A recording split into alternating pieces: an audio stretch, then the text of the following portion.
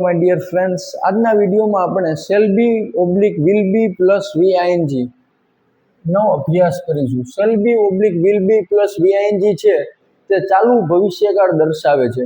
તો આ વાક્ય રચના છે તે ચાલુ ભવિષ્યકાળની હકાર વાક્ય રચના છે. Subject plus shall be oblique will be plus V I N G એનું ગુજરાતી થાય કરતા એ ક્રિયા કરી રહ્યું હશે, એટલે કે ભવિષ્યમાં એ ક્રિયા કરી રહ્યું હશે. દાખલા તરીકે તેઓ ક્રિકેટ રમી રહ્યા હશે, they will be playing cricket. અમે વાંચી રહ્યા હઈશું, I will be reading. તો એવી રીતે આવા બધા પ્રકારના એક્ઝામ્પલનો સમાવેશ કરવામાં આવે છે. તો આપણે કોઈ પણ કરતા હોય તેની સાથે વિલનો જ ઉપયોગ કરવાનો છે, શેલનો ઉપયોગ ક્યાંય કરવાનો છે નહીં. તો આપણે કેટલાક અહીંયા એક્ઝામ્પલ આપ્યા છે તેનું આપણે ઇંગ્લિશમાં ટ્રાન્સલેટ કરીએ. એક્ઝામ્પલ નંબર 1 છે, હું રમી રહ્યો હઈશ. તો હઈશ એ શું દર્શાવે છે? ભવિષ્યકાળ. અને રહ્યો એટલે ચાલુ. તો આપણે આ એક્ઝામ્પલનું ઇંગ્લિશ કરીએ. હું એટલે આઈ, હઈશ એટલે will be, I will be. તો આઈ કરતા તરીકે આઈ આવ્યું, ભવિષ્યકાળમાં વિલ બી આવશે. અહીંયા શેલ બી નો આપણે ક્યાંય ઉપયોગ કરવાનો નથી, will be.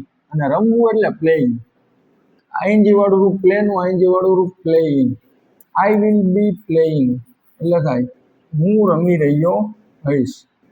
I will be playing, હું રમી રહ્યો હઈશ. એના પછી જે તે વાંચી રહ્યો હશે, તે એટલે થાય હી સાથે રહ્યું હશે એવું આવ્યું એટલે ચાલુ ભવિષ્યકાળ. તો will B, he will be. અને વાંચવું એટલે રીડ. તો રીડ નું આઈએનજી વાળું રૂપ reading, he will be reading. આ હકાર વાક્ય છે. હી વિલ બી રીડિંગ એટલે થાય તે વાંચી રહ્યો હશે. એના પછી ત્રીજું આપણે એક્ઝામ્પલ જોયું, તેણી પ્રવાસમાં જઈ રહી હશે. તેણી એટલે થાય સી, વિલ બી. રહી હશે આવ્યું એટલે will be, she will be. જવું એટલે ગો. તો ગો નું આઈએનજી વાળું રૂપ going, she will be going.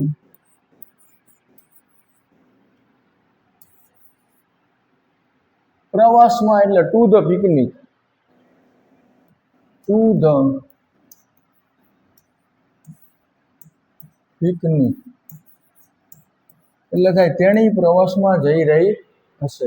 તો she will be going to the picnic. એના પછી જે છોકરીઓ તાળીઓ પાડી રહી હશે નહીં, રહી હશે નહીં આવ્યું એટલે આ નકાર વાક્ય રચના ચાલુ ભવિષ્યકાળની. છોકરીઓ એટલે girls, the girls, the girls. છોકરીઓ એટલે ધ ગર્લ્સ. રહી હશે નહીં, the girls will not. Will પછી નોટ આવશે, ધ્યાન રાખજો. The girls will not be. તાળીઓ પાડવી, તો તાળીઓ પાડવીને અંગ્રેજીમાં કહેવાય ક્લેપિંગ. ક્લેપ એટલે તાળી પાડવી, પણ અહીંયા તાળીઓ પાડવી એટલે ક્લેપનું આઈએનજી વાળું રૂપ. The girls will not be clapping. તો CLAPPING એટલે થાય છોકરીઓ તાળીઓ પાડી રહી હશે નહીં. તો the girls will not be clapping. આ નકાર વાક્ય રચે. તો નકાર વાક્ય રચનામાં વિલ પછી નોટ આવે ને પછી બી આવશે, ધ્યાન રાખજો. વિલ બી એમ ન આવે, વિલ નોટ બી એમ આવશે. છોકરીઓ તાળીઓ પાડી રહી હશે નહીં. તો the girls will not be clapping. પાંચમું છે, શું તેણી ચા બનાવી રહી હશે. તો આ કેવી છે? પ્રશ્નાર્થ વાક્ય રચના. અહીંયા પ્રશ્ન ચિહ્ન આવ્યું, પ્રશ્ન પૂછે છે. શું તેણી ચા બનાવી રહી હશે. તો અહીંયા રહી હશે આવ્યું એટલે ચાલુ ભવિષ્યકાળ. હવે તેણી એટલે સી થાય. તો સી થાય આપણે વિલ સી. વિલ સી પછી કરતા, પેલા વિલ આવશે પછી કરતા ને પછી બી. વી શીલ બી.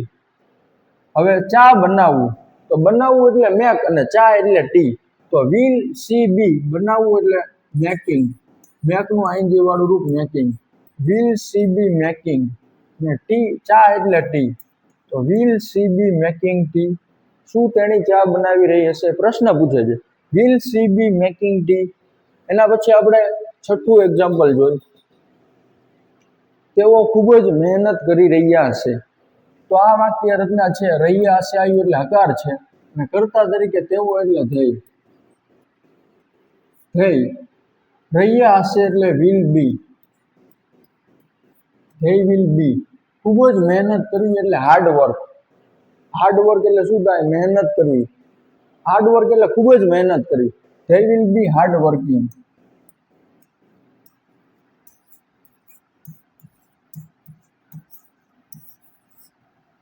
They will be hard working એટલે થાય તેઓ ખૂબ જ મહેનત કરી રહ્યા હશે. પછીનું 7મું એક્ઝામ્પલ છે છોકરાઓ ખાઈ રહ્યા હશે. છોકરાઓ એટલે થાય ધ બોયઝ. ધ બોયઝ રહ્યા હશે એટલે ભવિષ્યકાળ, તો વિલ બી ચાલુ ભવિષ્યકાળ. The boys will be. ખાવું એટલે ઈટ, તો ઈટનું આઈએનજી વાળું રૂપ eating. The boys will be eating એટલે થાય છોકરાઓ ખાઈ રહ્યા હશે. The boys will be eating એટલે થાય છોકરાઓ ખાઈ રહ્યા હશે. એના પછી 8મું છે શું તેઓ વાર્તા સાંભળી રહ્યા હશે. તો આ વાક્ય રચના પ્રશ્નાર્થ છે. રહ્યા હશે આવ્યું છેલ્લે પ્રશ્નાર્થ છે. તેઓ એટલે શું તેઓ વાર્તા સાંભળી રહ્યા હશે, તો will they. Will they. Will પછી કરતા, પછી વિલ કરતા તરીકે ધેય આવ્યું, પછી બી. વિલ ધેય બી વાર્તા સાંભળવી. સાંભળવી એટલે listening. Will they be listening. LISTENING. Will they be listening. વાર્તાને કહેવાય સ્ટોરી. તો will they be listening to the story. Will they be listening to the story. છેલ્લા ક્વેશ્ચન માર્ક એટલે થાય શું તેઓ વાર્તા સાંભળી રહ્યા હશે. Will they be listening to the story. એના પછી જે શું તમે મારી રાહ જોઈ રહ્યા હશો. રહ્યા હશો ચાલુ ભવિષ્યકાળ, આગળ શું આવી ગયો એટલે પ્રશ્નાચિહ્ન, તો વિલ યુ. તમે એટલે યુ. વિલ પછી કરતા તરીકે યુ છે, પછી બી. વિલ યુ બી. શું તમે મારી રાહ જોઈ રહ્યા હશો. વિલ યુ બી રાહ જોવી એટલે waiting. Will you be waiting. Will you be waiting. મારી એટલે મી, તો for me. Will you be waiting for me. અહીંયા ફોર આવશે અને છેલ્લે મી એટલે મારી. Will you be waiting for me એટલે થાય શું તમે મારી રાહ જોઈ રહ્યા હશો. એના પછી આપણે લાસ્ટ એક્ઝામ્પલ જોઈ. તેણી અહીંયા આવી રહી હશે નહીં. રહી હશે નહીં આવ્યું એટલે ચાલુ ભવિષ્યકાળ. તેણી એટલે સી, તો સી વિલ. નકારમાં શું કરવાનું, વિલ પછી નોટ મૂકવાનું અને પછી be. She will not be. અહીંયા એટલે હિયર અને આવવું એટલે કમ, તો she will not be coming. કમનું આઈએનજી વાળું રૂપ coming. She will not be coming. She will not be coming.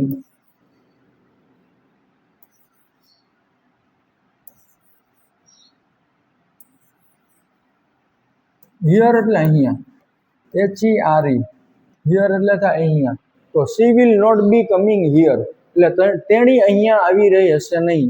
તો એનું અંગ્રેજી થાય she will not be coming here. તો મિત્રો આવી રીતે અંગ્રેજીમાં ચાલુ ભવિષ્યકાળની વાક્ય રચનાનો ઉપયોગ કરવામાં આવે છે. આવી રીતે તમે કોઈ પણ વાક્યનું ચાલુ ભવિષ્યકાળના વાક્યનું તમે અંગ્રેજીમાં ટ્રાન્સલેટ કરી શકો છો. અને રોજબરોજ વાતચીતમાં પણ આપણે આવા બધા પ્રકારના વાક્યોનો ઉપયોગ કરીએ છીએ.